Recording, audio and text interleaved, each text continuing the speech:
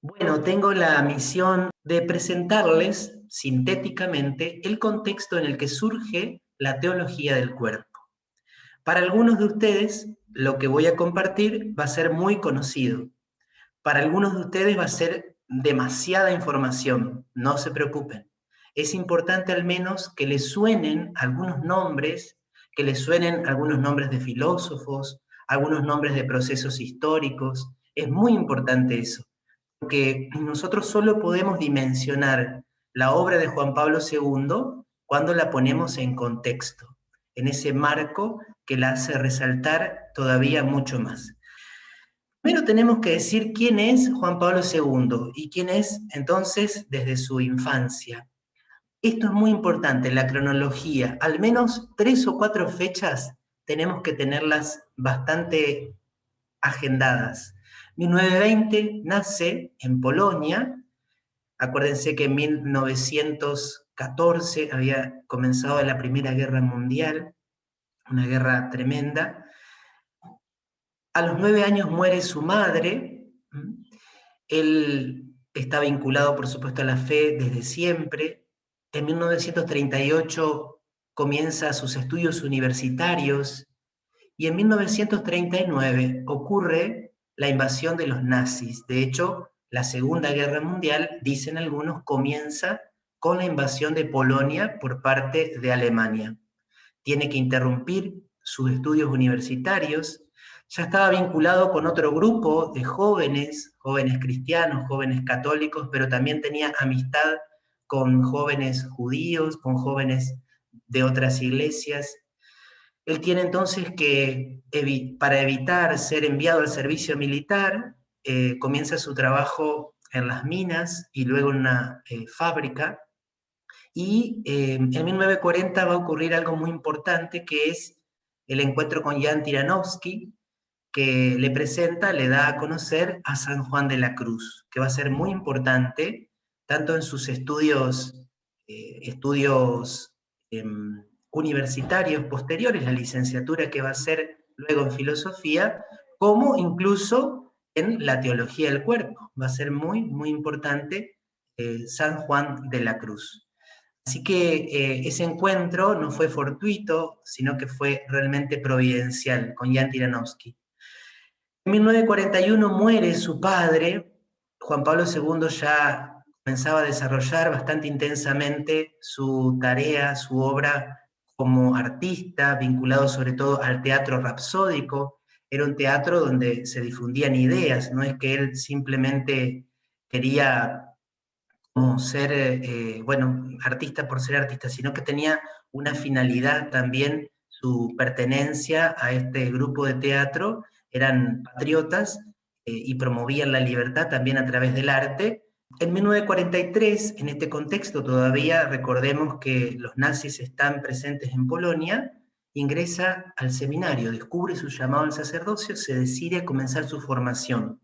A los 23 años, ya tenía un recorrido hecho, ya tenía un poco de estudios universitarios, toda esta experiencia en el mundo del arte, todo este cultivo de la belleza, este encuentro con San Juan de la Cruz. Un seminario clandestino, en algunas etapas incluso tiene que seguir trabajando porque tenía que justificar de qué vivía o cómo vivía, pero mientras va estudiando la filosofía y la teología. Cuando termina la ocupación nazi, pobre Polonia, un pueblo tan sufrido, ingresan los soviéticos, invaden Polonia. Ustedes saben que desde hacía ya unos años en Rusia estaba vigente la revolución comunista. Así que otro régimen totalitario, un régimen ateo, un régimen que negaba a Dios y negaba o cuestionaba la religión. Así que, bueno, todo un gran desafío para la promoción de la fe que ellos van haciendo, ¿sí? En 1946, él es ordenado sacerdote y viaja a Roma. Es ordenado sacerdote y viaja a Roma a licenciarse en teología. Y en 1948, allí defiende su tesis sobre San Juan de la Cruz, el acto de fe en San Juan de la Cruz, retorna a Polonia y comienza a dar clases en la universidad y el trabajo intenso con los jóvenes. También es vicario parroquial durante 2 años en una parroquia, se dedica mucho, mucho al trabajo con los jóvenes, pero sobre todo tiene acceso a los jóvenes, a los anhelos de los jóvenes, a los deseos de los jóvenes, en el trabajo en la universidad, con sus alumnos, con los cuales se establece una relación que va mucho más allá de lo académico. En el año 1954 rinde y defiende su tesis en filosofía, que es sobre Max Scheler, y la posibilidad de fundamentar la ética cristiana en la filosofía de Max Scheler. Esto va a ser muy importante. Él en Roma había tenido contacto, por supuesto, con grandes profesores en el Angelicum. El director de su tesis fue Garrigou Lagrange, que es uno de los grandes teólogos tomistas, diríamos así, clásicos, pero Juan Pablo II va a tener la genialidad de poder integrar lo tradicional con lo nuevo, la filosofía tomista con la filosofía contemporánea, y por eso de poder llegar a tomar contacto con estos anhelos propios del siglo XX, y vuelve y se le encomiendan las clases de ética, tanto en el seminario como en la universidad. En el año 58 es nombrado obispo de Cracovia. En 1960, esto es un hito muy importante, publica su obra Amor y Responsabilidad, donde ya contiene, digamos así, una visión del amor, de la responsabilidad de la persona humana, que está como empapada de esta nueva visión que él va a tener, o de esta nueva manera de presentar la antropología, sobre todo con los rasgos de la fenomenología, que es un poco la escuela filosófica en la cual él pudo presentar de nuevo la vida cristiana, la moral cristiana, la antropología cristiana. Entre el 62 y el 65 ocurre el Concilio Vaticano II, en el año 67 es nombrado cardenal, en el 69 publica Persona y Acción. Creo que esos elementos son importantísimos para entender lo previo al surgimiento de la teología del cuerpo. ¿Cuál es el contexto histórico? A mí me parece muy importante que nos demos cuenta que para el siglo XX, llegados a mediados del siglo XX, antes de la llamada revolución sexual, habían ocurrido en el mundo 3 grandes revoluciones. Podríamos nombrar más, pero quiero nombrar solamente estas 3. La primera, importantísima, que quebró Occidente y que marcó decididamente la historia moderna, fue la Revolución Luterana, donde Lutero y todos aquellos que lo apoyaron, tanto por convicción teológica como por oportunismo político, dijeron, bueno, Cristo sí, pero la iglesia no. La iglesia romana no, podríamos decir. Cristo sí, Roma no. Cristo sí, el Papa no. Cristo sí, la iglesia católica no. Por lo tanto, hay un inicio de un cuestionamiento muy fuerte de la autoridad del Papa. Diríamos que durante la Edad Media, que finaliza de acuerdo a distintas posturas, pero finaliza mediados o fines del siglo XVI, de siglo XV, perdón, 1492 dicen algunos, 1453 dicen otros, la autoridad del Papa era reconocida, tanto a veces en el nivel político o jurisdiccional, como en el nivel moral o teológico. En 1789 sucede la Revolución Francesa, que se revela contra el antiguo régimen, o contra el antiguo orden, que quiere establecer a través de estos principios de libertad, fraternidad e igualdad, un nuevo modo de concebir las sociedades. Se levanta contra las monarquías absolutas, al menos en Francia y en muchos otros países, pero la Revolución Francesa fue precedida por otro movimiento intelectual que es decisivo también, que se llama la Ilustración. La podríamos definir de muchas maneras, pero es la irrupción de la razón en lugar de la fe.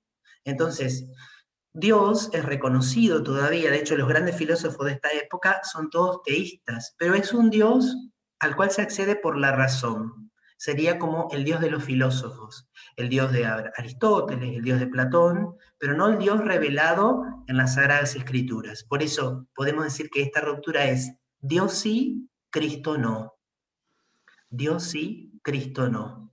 Cristo como Salvador, Cristo como Redentor, como Hijo de Dios hecho hombre, no. A lo sumo Cristo como un líder, como un maestro que trajo una nueva ética, una nueva moral, importante, interesante, sí, pero no como Hijo de Dios y como fuente de verdad absoluta. Y en 1917, podríamos nombrar otras, por supuesto, pero nombramos la Revolución Bolchevique, cuando se instaura el pensamiento marxista en el plano político y económico a través de la revolución leninista-stalinista en Rusia, y allí hay una supuesta afirmación del hombre y ahora sí, un rechazo de plano de Dios. La única forma de promover al hombre es rechazar a Dios y rechazar a la religión, porque, ustedes recordarán, Marx decía, la religión es el opio de los pueblos. La religión aliena al hombre, lo hace irse, evadirse de la realidad, y por lo tanto hay que anular la religión, hay que combatirla. Solo debe quedar el hombre en el centro, un hombre concebido como pura relación social, pura relación, no tiene una ontología fuerte y en el fondo también una antropología materialista. Fíjense entonces estos rechazos, la iglesia no, Cristo no, Dios no. Esto es un poco parte del contexto que le toca afrontar a la iglesia Juan Pablo II en el siglo XX.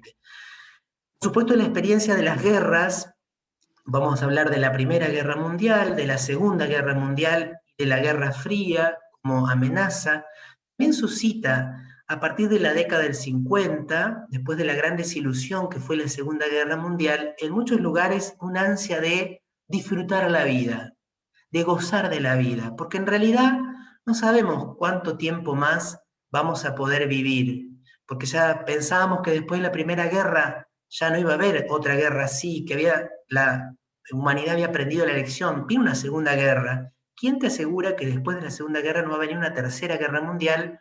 La amenaza constante de la bomba atómica, de la guerra nuclear, hacía que muchos dijeran, bueno, disfrutemos de la vida, disfrutemos, gocemos, aprovechemos el tiempo de placer porque no sabemos hasta cuánto tiempo podemos llegar a vivir. Y desde el punto de vista filosófico, podríamos nombrar muchos más, pero es muy importante que nos demos cuenta. Aquí hay 5 filósofos y el padre del psicoanálisis, que es Sigmund Freud, que influyeron enormemente en constituir esta situación de la antropología, especialmente en la década del 50. Marx, que por supuesto marcó definidamente con la estructura dialéctica. Acuérdense que Marx y Engels negaron no solamente la existencia de Dios, sino también que negaron el matrimonio, por ejemplo. Dijeron que el matrimonio era un invento de la burguesía y que no existía antes, sino que las sociedades antiguas había un comunismo también de la familia, de las parejas, que el matrimonio es la primera forma de propiedad privada y que la primera lucha de clases es la que se establece entre el varón que domina a la mujer. Bueno, Nietzsche, que va a hacer una crítica total del cristianismo, sobre todo de la actitud de humildad, de la actitud del reconocimiento de la dependencia de Dios, y va a promover la voluntad de poder, va a promover que el hombre se erige a sí mismo como el señor de su destino, va a promover el superhombre, ¿no? Ese superhombre que también es uno de los títulos de sus obras, está más allá del bien y del mal. En Freud podemos encontrar también una antropología reductiva, ¿no? Una visión muy distorsionada de la visión cristiana. De hecho, él hace una crítica a la ética judeo-cristiana como si fuera una ética represiva, a través del análisis de los componentes de la personalidad humana, donde la ética siempre tiene un carácter represivo. El ethos, va a decir después Juan Pablo II, no es un camino de libertad, sino un camino de pérdida de libertad. Y Freud va a poner en el centro de la escena las pulsiones sexuales. Para él son el componente clave para explicar el funcionamiento del psiquismo, ¿no? Así que el tema sexual, el tema placer sexual, va a tener una centralidad en gran medida por el influjo del psicoanálisis. El hombre de anteojitos es Jean-Paul Sartre. A mi modo de ver, es como el padre de la posmodernidad, desde mi punto de vista, con el existencialismo, es un humanismo. Ahí pueden encontrar, es un opúsculo muy cortito, una declaración de principios, donde él afirma que la única manera, en el fondo, de asegurar que el hombre es libre es negando la existencia de Dios, porque si Dios existe, el hombre no es libre. y como queremos que el hombre sea libre, es necesario tener como punto de partida la no existencia de Dios. El existencialismo de un humanismo significa entonces que la existencia precede a la esencia, no hay una esencia humana. Esto es clave, no hay una esencia humana. Por lo tanto, si no hay una esencia de lo humano, tampoco hay una ética objetiva. El hombre se va creando a sí mismo y solo podemos hablar de esencia humana al final de la vida del hombre, una vez que el hombre terminó de elegir a través de su libertad, que en el fondo es una libertad absoluta, pero una libertad inútil. Todos recordarán la expresión de Sartre de el hombre es una pasión inútil, ¿no? Bueno, la filosofía de Sartre supuestamente exaltaba la libertad, pero tenía una visión muy pesimista del ser humano. Aquí encontramos a Marcuse, que es de la escuela de Frankfurt. La escuela de Frankfurt tenía como raíz el marxismo y la visión psicoanalítica de Freud. Entonces, Marcuse va a decir, la verdadera revolución que hay que hacer ya no es la revolución económica, sino una revolución en torno a las normas, a todas aquellas normas sociales que impiden al ser humano vivir libremente. Entre ellas, todas las normas que tienen que ver con la moralidad y con la sexualidad.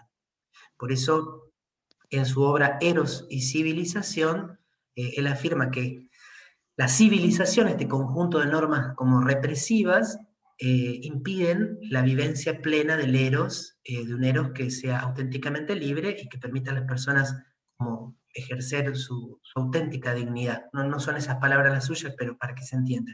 Y por último, este filósofo que es también decisivo, que es Foucault. Foucault hace una crítica radical a todo concepto de normalidad.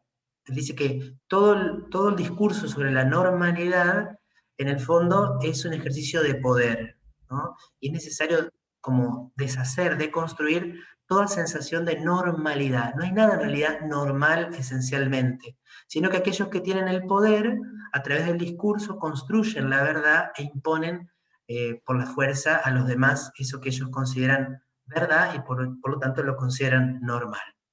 Bueno, todo esto requeriría muchas más explicaciones, pero creo que es un panorama suficiente. También el surgimiento del feminismo, un feminismo que tiene un corte existencialista. Esta es Simone de Beauvoir, que fue pareja de Sartre, y ella acuñó esta frase que va a estar en la base de la ideología de género, dice Benedicto XVI, no se nace mujer, llega una a serlo. Esta es Betty Friedan, que no es tan conocida, pero fue representante del feminismo norteamericano, y Shulamit Firestone, que en el año 1970 publica La dialéctica del sexo, donde asume el feminismo, un feminismo de corte marxista, y donde entonces hace una fuertísima crítica a la idea misma de orden natural, y de matrimonio, por supuesto, como no puede ser de otra manera.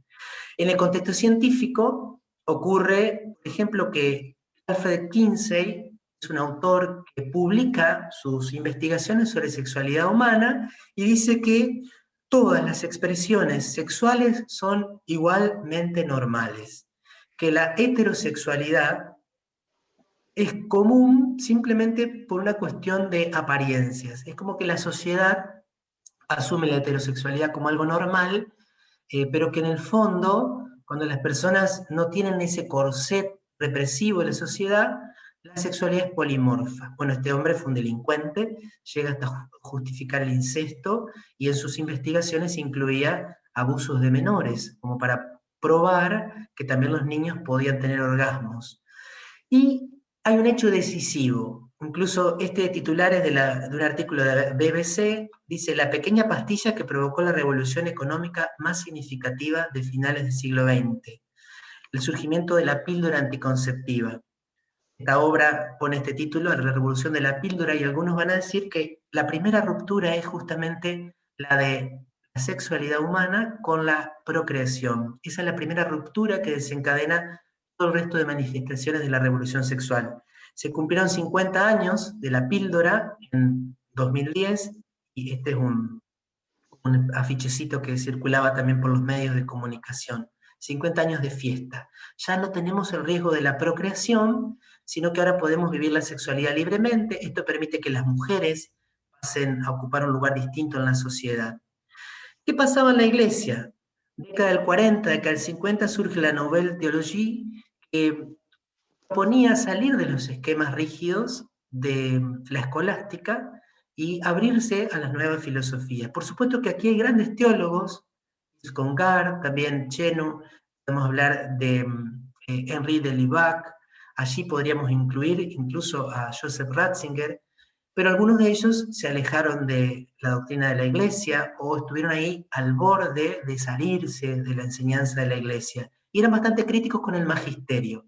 Un grupo de teólogos que cuestionaba la autoridad del Papa, los papas en el magisterio. El Concilio Vaticano II, esta foto lo representa, significa el deseo de la Iglesia de ponerse en diálogo con el mundo. Es un diálogo necesario, pero que tenía ciertos riesgos. Y muchos proponían que así como las iglesias históricas, luteranas, se habían abierto a la modernidad, también la Iglesia debía hacerlo. En el año 1930, un sínodo en Inglaterra decidió que a partir de entonces, para los cristianos anglicanos, la anticoncepción era válida, estaba permitida. Algunas aceptan el divorcio ya y las segundas nupcias. Poco a poco muchas iglesias luteranas o protestantes históricas van a ir dejando de lado la enseñanza tradicional de la Iglesia en el ámbito de la ética sexual. Entonces muchos teólogos católicos decían, bueno, es hora que la Iglesia también se modernice. Esto no eran ataques desde fuera de la Iglesia, sino propuestas desde dentro de la Iglesia, en tensiones muy fuertes con el magisterio. Entonces, ¿en qué consistió la revolución sexual? Yo lo voy a decir muy rápidamente.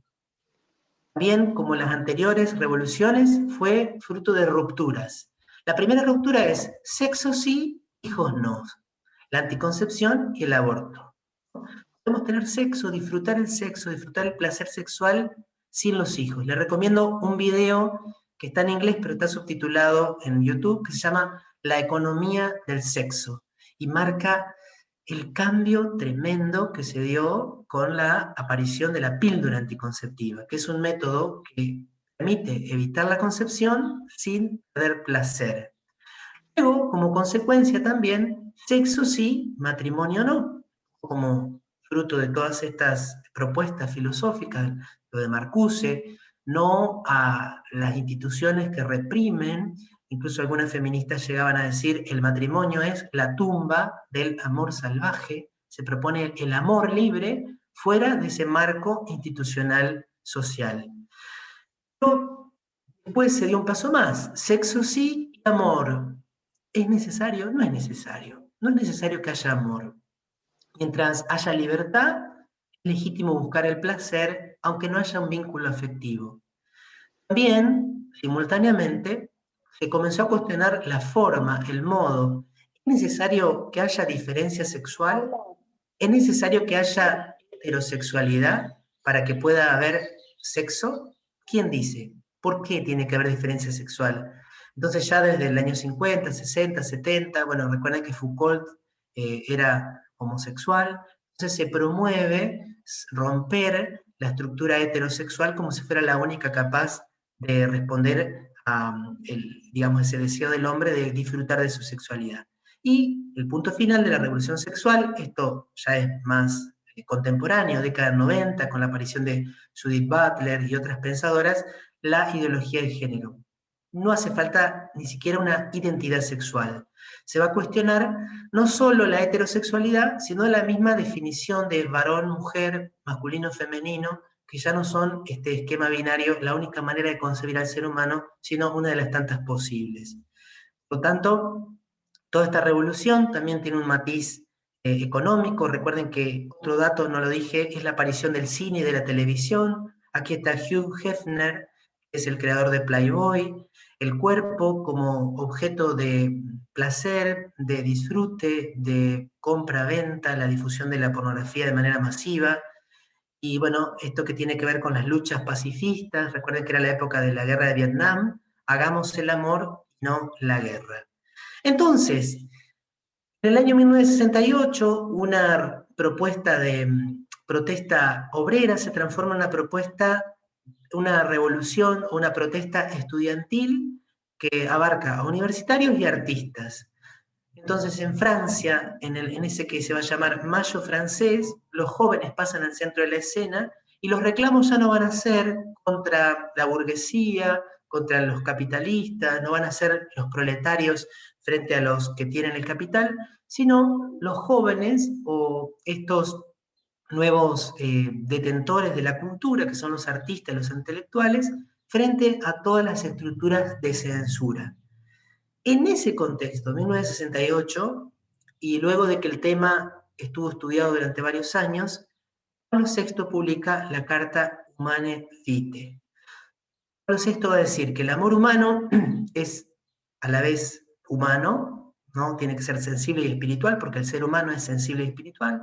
Tiene que ser un amor total, abraza a la persona entera, fiel y exclusivo, por lo tanto indisoluble, tiene que ser un amor fecundo. Y fíjense esta frase: en la misión de transmitir la vida, los esposos no quedan libres para proceder arbitrariamente, sino que deben conformar su conducta a la intención creadora de Dios. Imaginen el choque frontal de esta propuesta de libertad absoluta de Sartre y de los demás filósofos de esa época con lo que decía Humanae Vitae. Los esposos no quedan libres para proceder arbitrariamente, sino que deben conformar su conducta a la intención creadora de Dios. Recuerden entonces el contexto de las tres revoluciones. La Iglesia no, Cristo no, Dios no. Una cultura que era heredera de esas tres revoluciones, estas palabras eran escandalosas y como un choque frontal de trenes. De hecho, Pablo VI sufrió mucho. Solo 7 de los 200 obispos que consultó ante la Humanae Vitae apoyaron su propuesta. Y entonces, así es donde surge el deseo de Karol Wojtyła de ofrecer una fundamentación más profunda a la Humanae Vitae. ¿Por qué? Porque Pablo VI dice que el problema de la natalidad, como cualquier otro, solo se puede considerar encima de perspectivas parciales a la luz de una visión integral del hombre y de su vocación.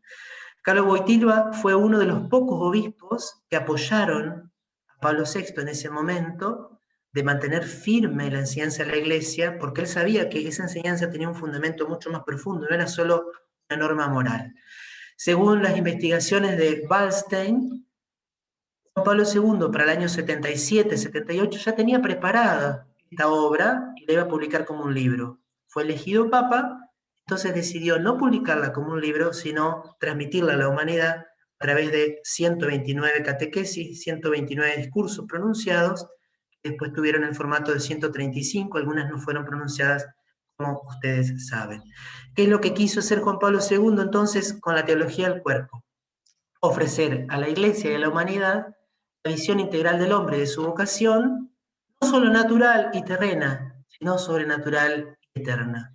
Hombre originario, hombre histórico, hombre escatológico. Eso es lo que propuso Juan Pablo II y eso es lo único que nos permite luego llegar a comprender todas las consecuencias sobre el sacramento del matrimonio y sobre el amor y la fecundidad, que son el quinto y sexto ciclo de la teología del cuerpo. Espero que pueda servir esto como una simplísima introducción.